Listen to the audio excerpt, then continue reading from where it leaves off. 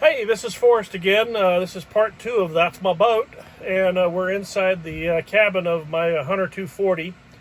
This episode's going to be on the electrical system, and it came basically with a DC powered the Hunter system directly from Hunter, which all it had was up here, the panel up here that does lights, bilge, internal electrics, and some accessories. Didn't have it had everything you needed, but it didn't have much expandability. Plus, it was about 20 years old. A lot of the wire was old, and I ended up replacing a lot of the wire. So what I did is I went in and I had two friends. One was an industrial electrician, and another one is an expert on solar panels. And the two of them coached me on what I needed to do for the boat, and we came up with this system. Understand, I'm a helicopter pilot by trade, and I'm not a fuse person.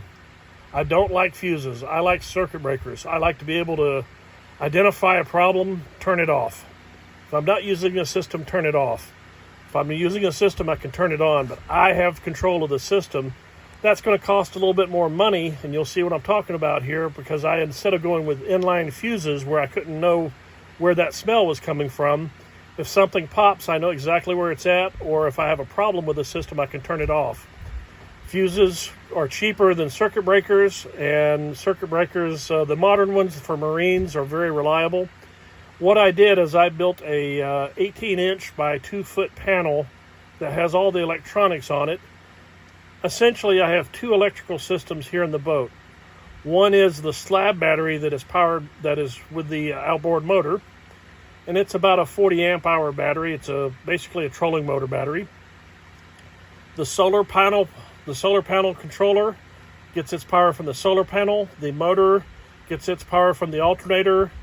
The shore power, AC to DC converter that I have, all of that feeds into the slab battery, and the slab battery powers a DC to DC charger, which charges the house battery. And the house batteries, there's two 200 amp hour Renogy batteries, is powered by that, and I can switch it up and around. I can directly power it by the solar panel if I wanted to with a switch, but normally all that power comes in and goes to the DC to DC charger, which in turn charges the house battery, and the house batteries are what runs all the systems on the boat now.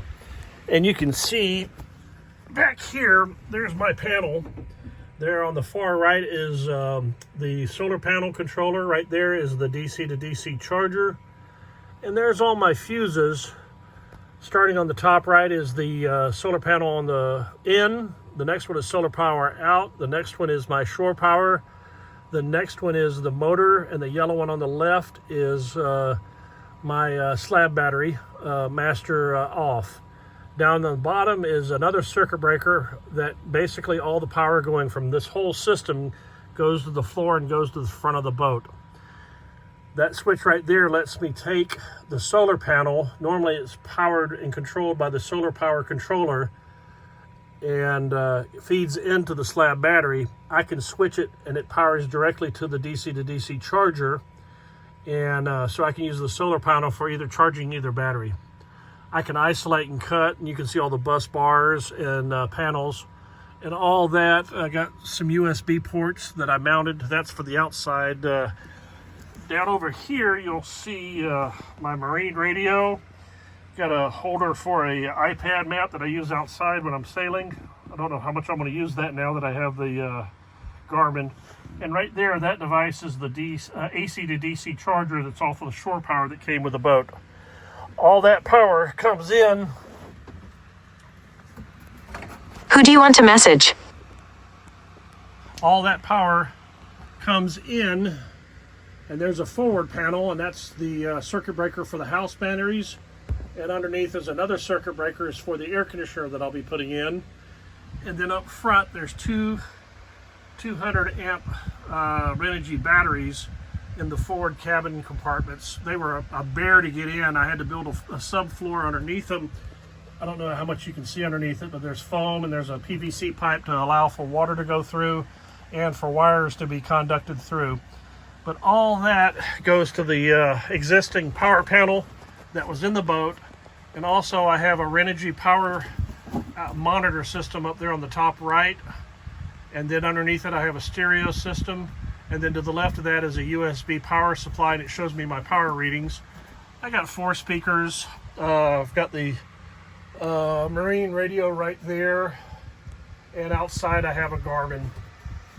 And the whole thing cost about, I want to say about $900. And we bought it in increments, and just as we built it, we put it in, and the electrical system is mounted on fiberglass Cusa board, and then with offsets, it's mounted to the aft stern of the boat on the inside and waterproofed. And that's kind of the way I did it. That's the electrical system, and pretty much it. More to come. The next episode will be the asymmetric spinnaker rigging. Peace out.